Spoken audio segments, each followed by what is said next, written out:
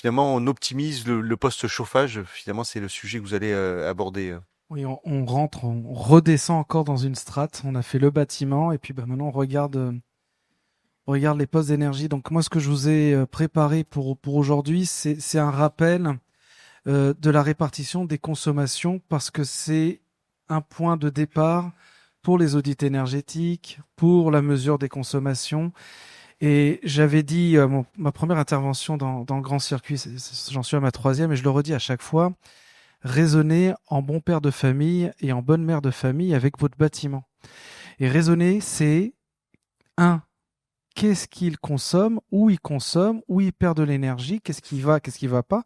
Et on retrouve ce qu'on a dit en première partie, hein, la GTB, l'audit, etc. Et puis deux, j'isole pas, parce que quand vous voyez que 70% du bâtiment scolaire en France, c'est le chauffage, il est évident que si j'isole ce, mon bâtiment, ce 70%, il descend extrêmement fort. Donc ça, c'est une première réponse de comment on peut faire. Si je reste sur le 70%, je peux aussi avoir un raisonnement inverse qui est je mets de la pompe à chaleur à la place des chaudières gaz, et le groupe Atlantique fait les chaudières gaz depuis 50 ans et les pompes à chaleur depuis 10 ans, je peux aller aussi gagner 30, 40, 50% de consommation sur mon bâtiment. Et en plus, je décarbone. Je peux aussi faire autre chose, que je montrerai dans l'exemple de tout à l'heure. Je peux hybrider, c'est-à-dire, mes chaudières, elles sont quand même bonnes, pourquoi je vais les remplacer tout de suite? Pourquoi je ne vais pas juste mettre un petit peu de par pack, c'est-à-dire de pourcentage de pompe à chaleur sur l'installation, afin de pouvoir déjà faire des tests et voir comment ça se passe au niveau des consommations. Donc aujourd'hui, on est dans une transformation du poste de chauffage. Le poste chauffage a une transformation qui a un raisonnement supplémentaire à avoir. On n'est plus dans cette continuité de service qui était mes chaudières ont 20 ans, je les remplace. Ou j'ai du fuel, je peux plus mettre du fuel, j'ai une interdiction, je remplace par du gaz. Il y a toute une réflexion à avoir. Donc ça, c'était la première réponse que je souhaitais apporter avec le slide.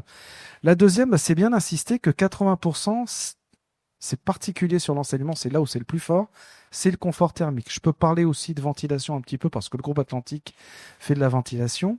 Et ce qui est intéressant, je t'ai ramené les données opérates, tu m'avais demandé un peu de chiffres. C'est la première surface, c'est l'enseignement en France, on l'a déjà dit en première partie. C'est la troisième en termes de consommation. Et il y a eu la question en première partie du mix énergétique, j'étais allé le chercher. 56% c'est du gaz, donc ça Ah, correspond à ce on que... l'avait pas celui-là, hein. Voilà. Ouais. 28% c'est l'électricité. Et qu'est-ce qu'on voit arriver très en force? Le réseau de chaleur urbain, Hmm.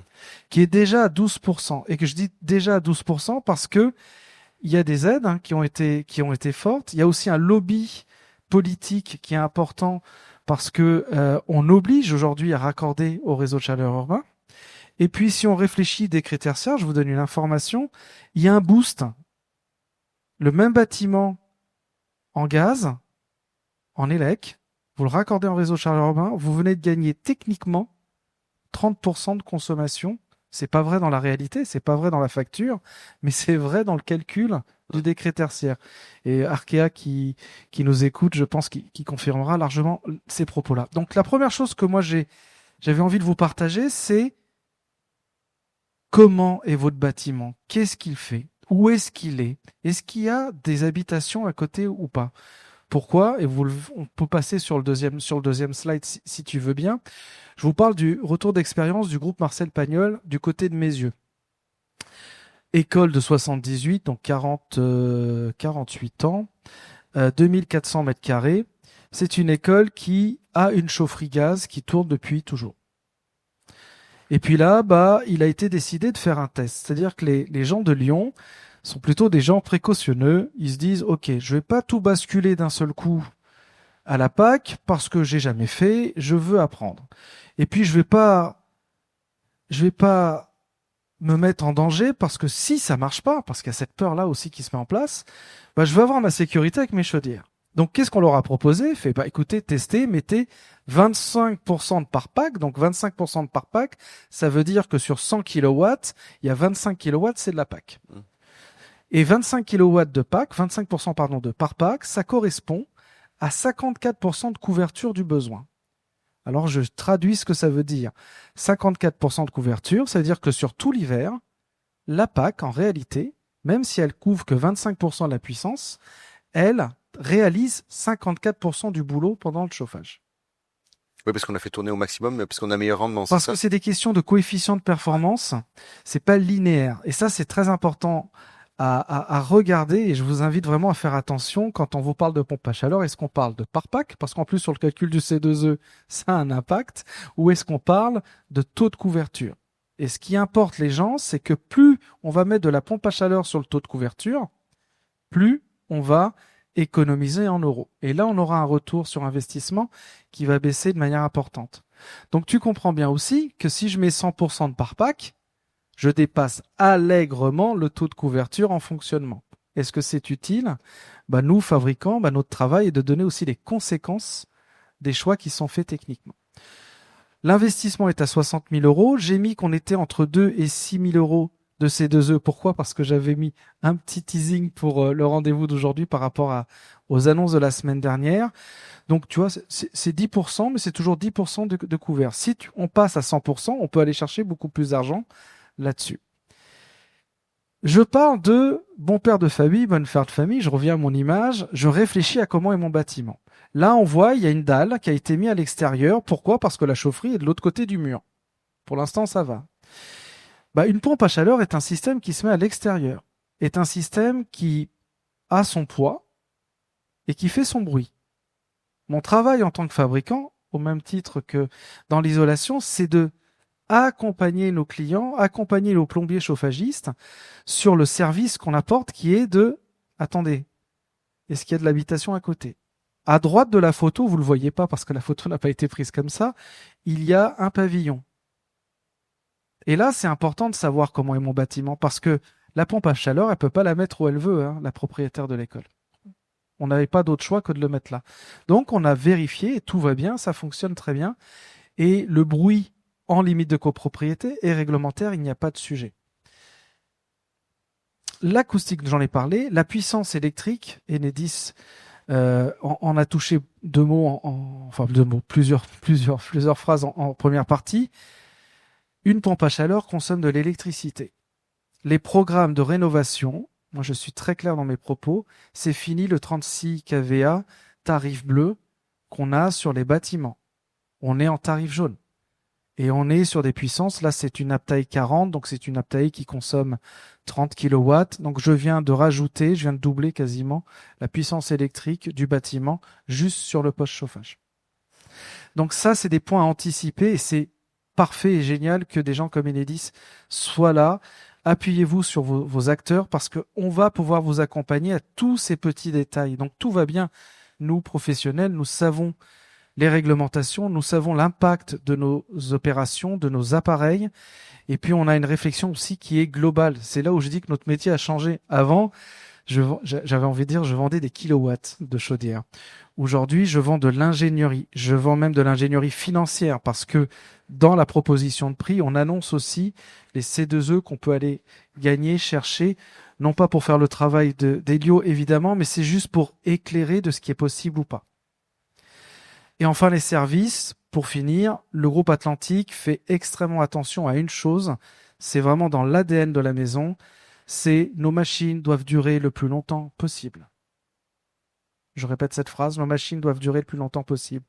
Ça veut dire quoi? Ça veut dire que pendant 50 ans, sur les schématèques des chaudières, on a toujours fait en sorte que la chaudière cycle au minimum. Cycle, c'est marche arrêt. Vous avez tous conduit une voiture. Ce qui tue la voiture en alternateur, c'est son nombre de marche arrêt.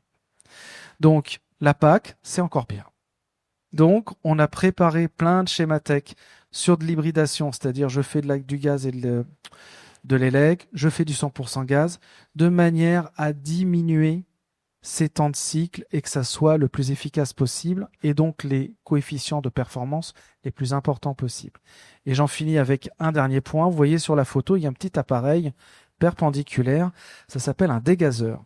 Et le groupe Atlantique, dans son suivi du chantier, on fait toujours une prévisite avant le démarrage de la machine. Il se trouve que ce dégazeur était à l'intérieur. Comprenez bien que c'est un dégazeur de propane. Donc si on dégage du propane à l'intérieur, qu'il y ait une petite source de température supplémentaire ou une étincelle, ça pouvait créer des soucis de sécurité. Donc, ce n'est pas une incompétence de l'installateur ou de l'exploitant, c'est juste que c'est des choses qui sont nouvelles auxquelles nous faisons attention et l'installation est magnifique, hein, vous pouvez voir, hein, c'est super propre. Ils ont déplacé, ça a pris une demi-journée, le dégazeur à l'extérieur et ça fait partie de tous les regards qu'on va apporter en plus de juste poser une pompe à chaleur. J'ai envie de rajouter un point si j'ai 30 secondes de plus. Vous voyez le bébé là dehors, il est assez volumineux quand même. Donc, Oui, ça fait quel, Ah là, on est sur j'ai envie de dire un 2 mètres cubes. ouais, ok. 2 par 2 par 2, ça vous donne une image. Ça se grute, généralement une pompe à chaleur, parce que là, c'était en terre. Donc, il a fallu aussi amener à pied d'œuvre le matériel. Pourquoi je parle de toutes ces choses-là? Parce que de plus en plus, j'accompagne, moi, les bureaux d'études, les AMO, sur ces questions-là, pour que ça soit budgété, parce qu'il n'y a rien de plus terrible que se dire, tout est OK, tout est ficelé, et comment je fais pour la ramener là-bas, la machine? Voilà, je vous remercie pour l'écoute, mais c'était ce que je pouvais vous dire à travers ce groupe scolaire. Merci Eugenio. Merci. Sur le retour là, on revient sur les 60 000 euros, là, coût matériel. Bon, on a compris. Il y a des coûts il y a des économies d'énergie. Oui. Ils ont pas été chiffrés là. Est-ce que vous avez une idée? Non, parce que je connais ta demande qui est d'avoir des retours qui ont été prouvés. Le souci du collège ou de l'école, du groupe scolaire, c'est qu'on fait des continuités de service, donc on travaille quand il y a les vacances scolaires, généralement les vacances scolaires d'été. Ouais. Cette installation-là, elle a été faite sur fin juin. Pourquoi on a pu les faire avant la coupure scolaire? C'est que on n'a plus besoin de chauffage, donc c'est facile de travailler sur le poste chauffage. Donc, on n'a pas de retour sur investissement. On a fait des calculs de TRI. Les TRI, en fonction du bâtiment, on tourne entre 6 et 10 ans. D'accord. Tout dépend si tu fais ce qu'on appelle du double service, que la PAC fasse du chauffage et l'eau chaude sanitaire. Si on fait que de la PAC pour le chauffage, si on fait que la PAC pour l'eau chaude sanitaire. Donc nous, le groupe Atlantique, on est capable de vous calculer les différentes typologies de solutions, de faire des pré-calculs de TRI, sachant que c'est pas le travail du fabricant, c'est la responsabilité évidemment de l'AMO. Et j'en reviens à ce qui a été dit en première partie de notre tour de table, de nos tables rondes, pardon. C'est important de pouvoir les accompagner et leur donner déjà ces éclairages.